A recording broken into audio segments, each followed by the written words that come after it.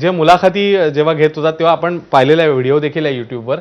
प्रेक्षकांच्या प्रतिसादाला देखील खुलेपणाने त्या सामोरं जायच्या, प्रेक्षकांच्या प्रश्नांना देखील तितक्याच दिलखुलासपणे उत्तरं द्यायच्या त्यांच्यातल्या प्रश्नांना. उत्तम वर्णपणाच्या काय काय म्हणलं तुम्ही नाही हो, ते मागचे दोघं हात वर करताय म्हणून सांगते. ते मागचे काय मला म्हणत होते, बोला पुन्हा मी देते उत्तर. तो मागचा जरा त्याचा तिरकस प्रश्न असायचा, पण ह्यांचं लक्षात असायचं कोण तिरकस विचारताय आणि कोण साधं विचारताय. कमाल होते हो, ग्रेट. आता मी सचिन जांभेकरांना सुद्धा तोच प्रश्न विचारला की फुलं आणि आशाताई किंवा हिऱ्या मोत्याचे दागिने आणि आशाताई हे नातं एक अद्वैत होतं. म्हणजे आशाताईंच्या केसात माळलेला गजरा नाही किंवा केसात माळलेलं फूल नाही असा प्रसंग क्वचितच कधीतरी आला असेल.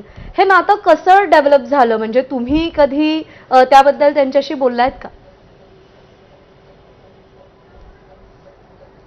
हो, बोलणं झालं ना. त्यांनी मला सांगितलं की गाण्याचा कार्यक्रम आहे म्हटल्यानंतर गुरु शर्ट घातलाच पाहिजे असं नाही. गुरु शर्ट भुंगळ वाटतो, तो तुम्ही तुमच्या अंगातला काढून टाका आणि शर्ट घाला. म्हटलं मग असं तुम्ही काय पाळता? त्यामुळे आम्ही उगाच आकारण गंभीर होऊन विशिष्ट रंगाचे असे काही साड्या बिड्या नेसत नाही. मस्त प्लेझंट वाटतील अशा साड्या आणि प्लेझंट चेहरा वाटेल असं मेकअप आणि डोक्यावरचं फूल असं ते म्हणायचं. खरंय, म्हणजे आपण प्रेझेंटेबल कसं राहायचं किंवा आपण लोकांची मनं जिंकताना आपला टापटीपपणा असेल किंवा आपला तो त्यामुळे काटेकोरपणा असेल, तो देखील त्यांच्याकडे अत्यंत महत्वाचा गुण असा जो तुम्ही आता अधोरेखित केला. सुधीरजी, खरंच आहे.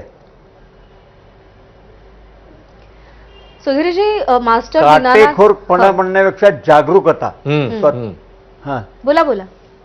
हा, मास्टर दीनानाथ काय मास्टर सांगितलं ना. हो हो, मास्टर दीनानाथ मंगेशकर यांची ही सगळी 5 अपत्य आणि त्यांच्याच तालमीत घडलेली, तालमीत नाही म्हणता येणार कारण का खूप लहान असतानाच ते गेले, पण स्वरांचे जे मूलभूत संस्कार असतात ते मास्टर दीनानाथ मंगेशकरांपासूनच झालेले. आणि आशाताईंचं नितांत प्रेम होतं आपल्या वडिलांवरती, त्यांच्या नाट्य गीतांवरती.